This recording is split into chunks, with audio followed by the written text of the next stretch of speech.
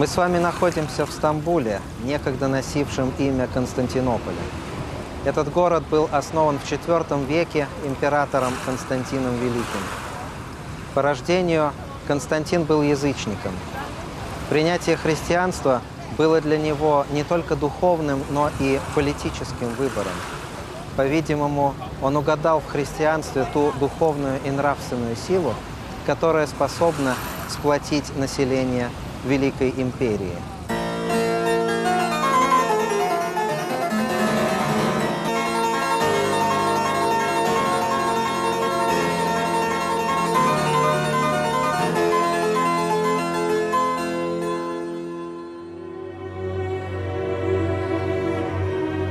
Во 313 година Константин го издал познатиот Милански едикт, чие значење за историјата на христијанството е непроценливо.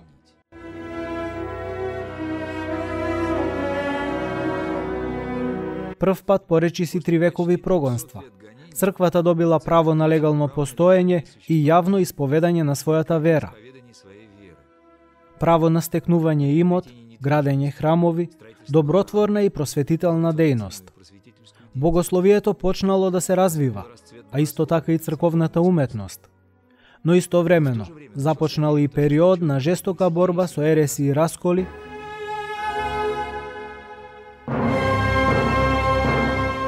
најнапред со аријанството. За да се разбере во што е смислата на аријанството и зошто било толку важно да биде сотрено, треба да се потсетиме дека во Евангелието има заповед од Христа: одете, научете ги сите народи, крштевајки ги во името на Отецот и Синот и Светиот Дух. А кои се тие Отец, Син и Свети Дух? Дали се тоа 3 богови или еден Бог во 3 личности? Рамни ли се еден со друг или меѓусебно се подчинети? Александрискиот свештеник Арий создал теорија според која само Бог Отец е вечен Бог кој нема почеток во времето, а Синот Божи, според Арий, е создание на Бог Отецот. Тој се родил во времето, макар и порано од секое друго создание. Тој се разликува од Отецот според суштината и не е рамен со него. Во 325 година Константин повикал 318 епископи во Никеја. Тоа бил прв голем собир на епископи кој бил наречен прв Вселенски собор. На соборот верата во Света Троица била формулирана во термините во кои таа била зачувана во црквата во сите идни векови.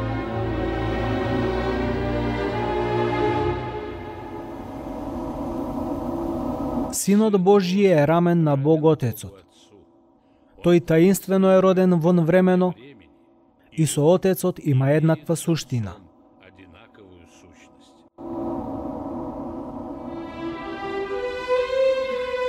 Решителна улога во конечното обликување на православното учење за Бог Троица имале големите кападокијци Василий Велики, Григорий Богослов и Григорije од Ниса.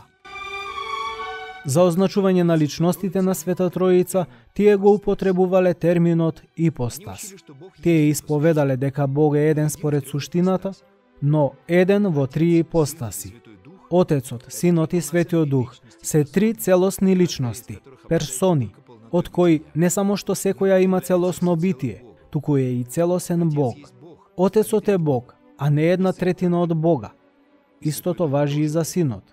И Светиот Дух е Бог.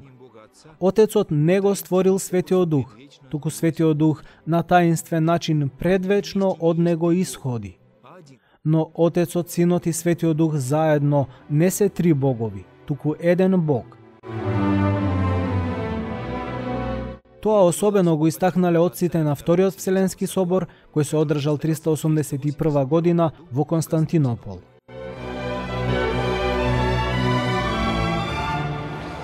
V век в истории христианства ознаменовался напряженными спорами о соединении божества и человечества в Иисусе Христе.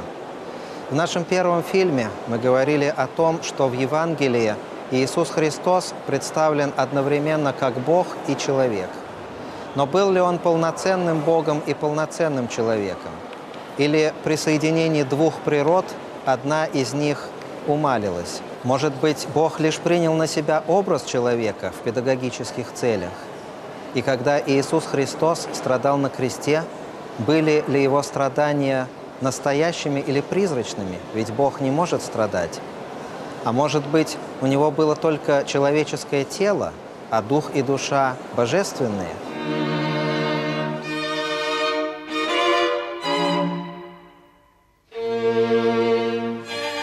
Во 428 година на Константинополската катедра бил поставен Несторий.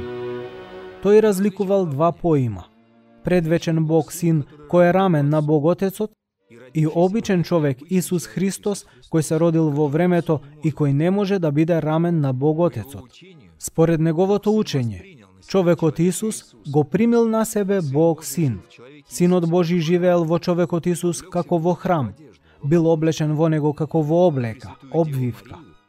Пресвета Марија Дева, сметал Несторий, не може да биде нарекувана Богородица, зашто таа не го родила Бог Слово, туку го родила човекот Христос. Значи, таа е само Христородица, заклучил Несторий.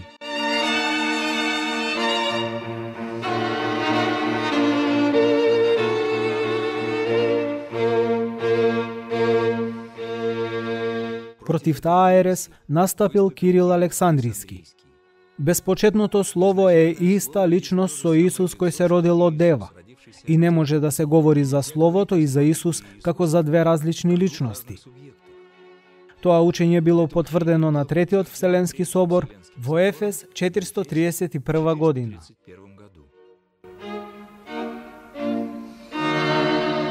Исус Христос е совршен Бог и совршен човек. Тој според Божјата природа е роден пред вековите од Отецот. А во последните денови, заради нас и заради нашето спасение, според човечката природа е роден од Марија Дева.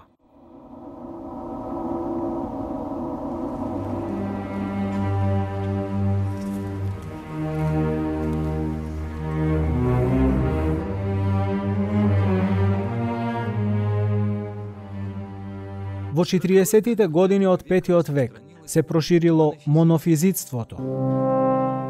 Негов родоначалник бил Константинополскиот архимандрит Евтихий.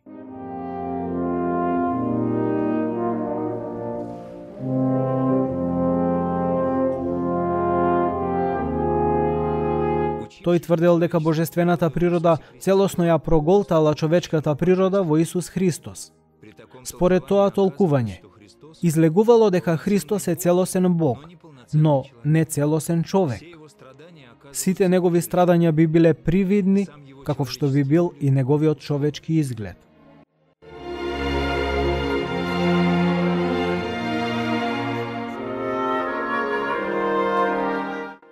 Таа ерес била осудена 451 година на Четвртиот Вселенски собор.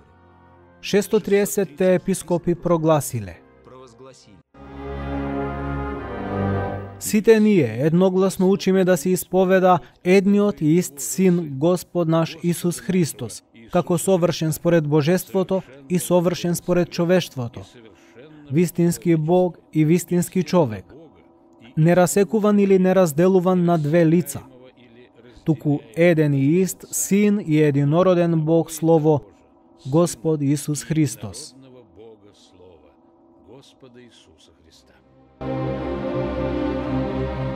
За жал, оваа определба не ја примиле сите цркви. Особено силна била опозицијата покрај границите на Византиската империја, во Египет, Сирија, Ерменија и во Персија. Така се случил првиот голем раскол во историјата на христијанството, кој останал до денешни денови.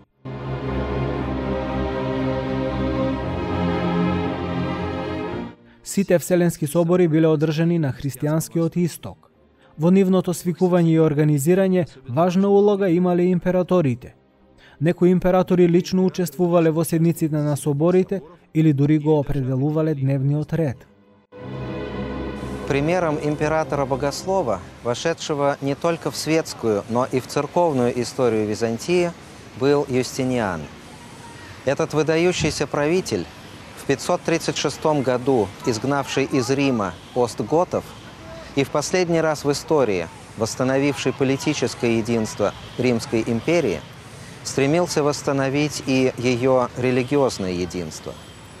537 году он построил в Константинополе собор Святой Софии, самый величественный храм христианского Востока.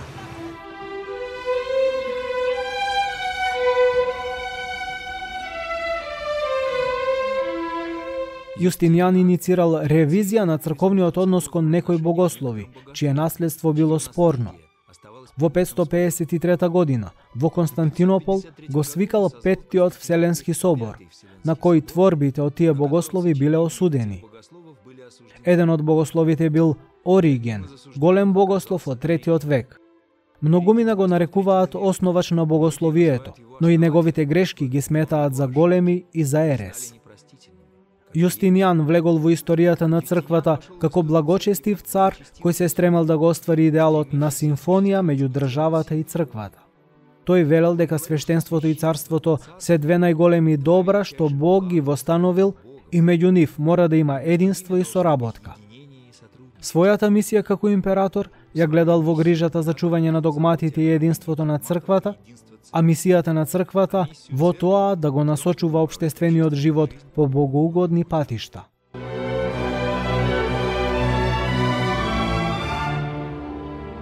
Сепак, во пракса, грижата на императорот за чистота на догматите се изразувала во тоа што тој самиот донесувал решенија, доктрини, издавал едикт, а потоа епископите морале да го потпишуваат едиктот. Се случувало грубо мешање од државата во работите на црквата. Тоа мешање го продолжиле и неговите наследници и во многу ја определило подоснежната историја на христијанската црква на исток.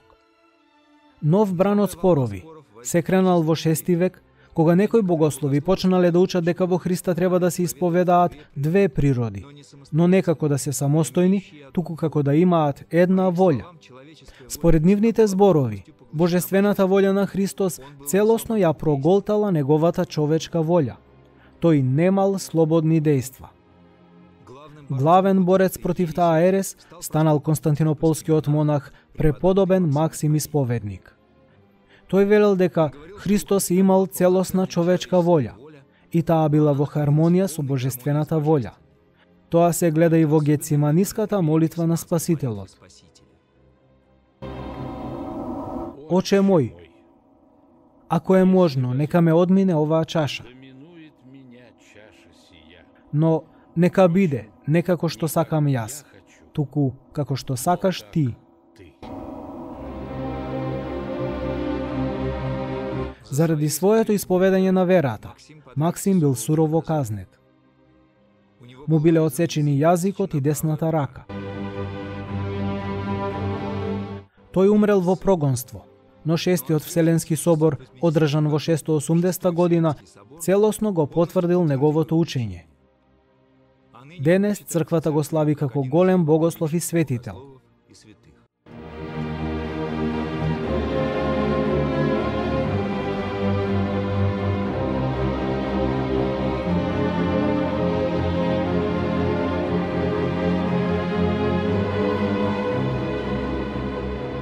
Последний великий спор эпохи Вселенских соборов произошел в VIII-IX веках, когда Византия превратилась в маленькое государство, теснимое со всех сторон арабами и варварами. Причины возникновения иконоборчества не до конца ясны.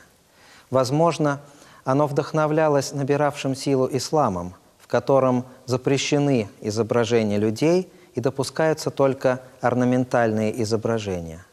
В храме Агия Ирине в Константинополе в алтарной апсиде сохранилась мозаика времен иконоборчества. Вместо привычных нам изображений Христа или Божьей Матери мы видим изображение креста. Так выглядели бы все православные храмы, если бы в свое время иконоборчество одержало победу.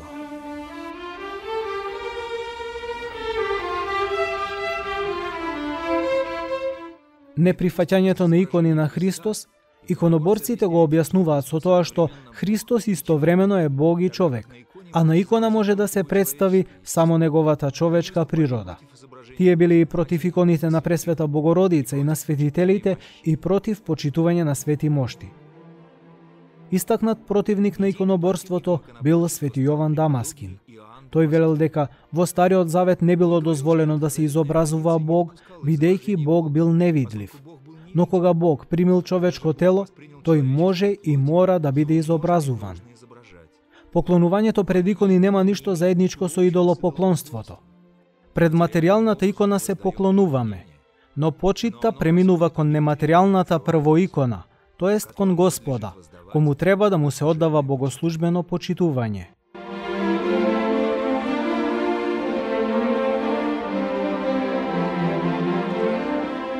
Тоа учење влегло во основата на догматската определба на Седмиот Вселенски собор, кој бил одржан 787 година во Никеја за време на императорката Ирина.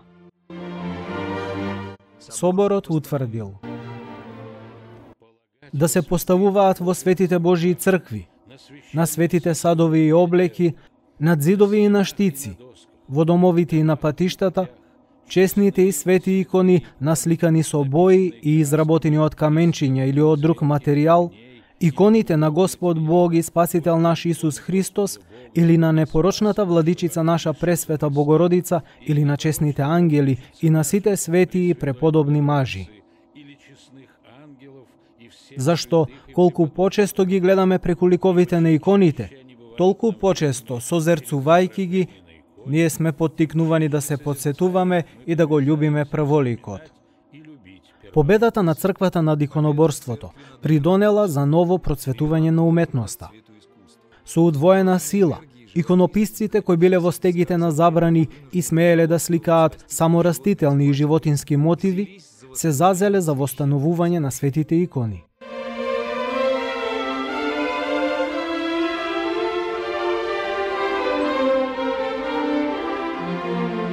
В середине IX века в апсиде храма Святой Софии было сделано мозаичное изображение Божией Матери с младенцем на руках и двумя архангелами по обеим ее сторонам.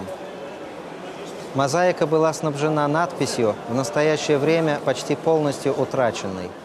Изображения, которые обманщики здесь низвергли, благочестивые правители восстановили.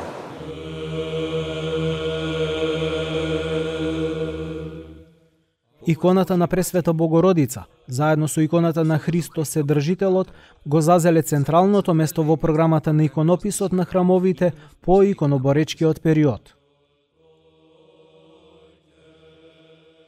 Во што е значењето на Вселенските собори за историјата на црквата? Пред се, во тоа што таа епоха станала време на конечно формулирање на православното вероучение. Секој собор бил одговор на една или друга ерес која потресувале црквата во определен историски период. На некој начин, ересите биле движечка сила за развој на православното богословие. Токму како одговор на ересите, кои биле предизвик за црквата, за незиното вероучение и духовен строј, богословите ги наоѓале точните формулации кои станале основа на православното догматско предание. Секој собор, освен догматски прашања, разгледувал и дисциплински прашања и издавал канони. Така се формирале и основите на црковната организација кои останале неизменети од времето на Вселенските собори. Епохата на Вселенските собори била најпродуктивната во историјата на црквата од исток во смисла на богословско творештво. Токму во таа епоха живееле оние отци на црквата кои во православната традиција се почитуваат како вселенски учители и светители и творци на догматското богословие.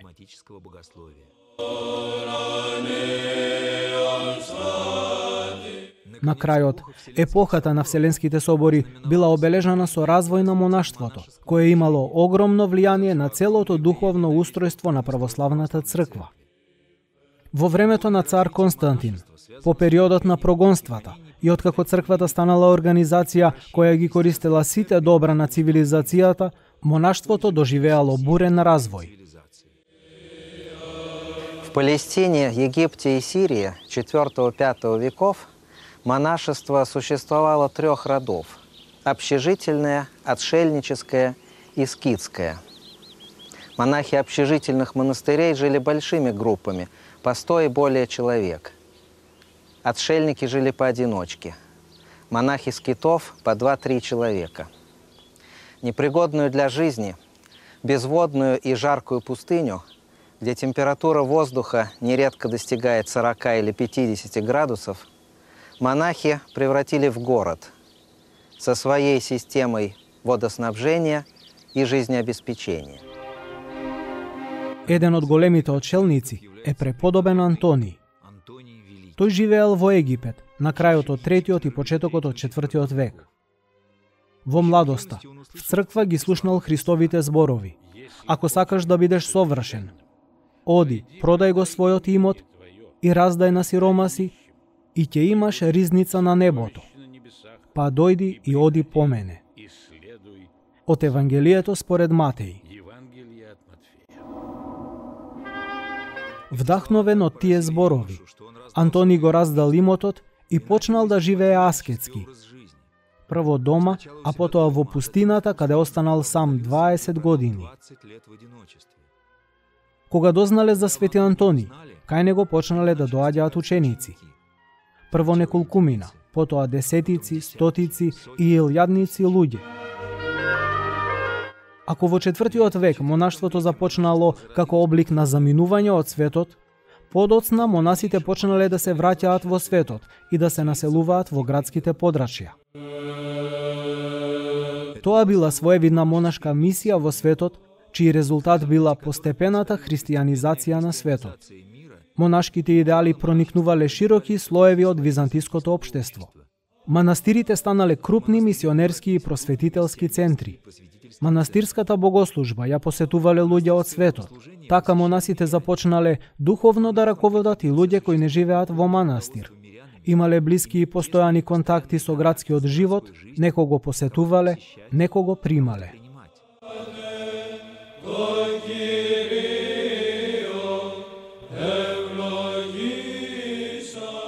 Монашеское движение в эпоху Вселенских соборов имело массовый характер. В одном только Константинополе к середине VI века насчитывалось 76 монастырей, а к началу иконоборческого периода общее число монахов в Византийской империи составляло около 100 тысяч.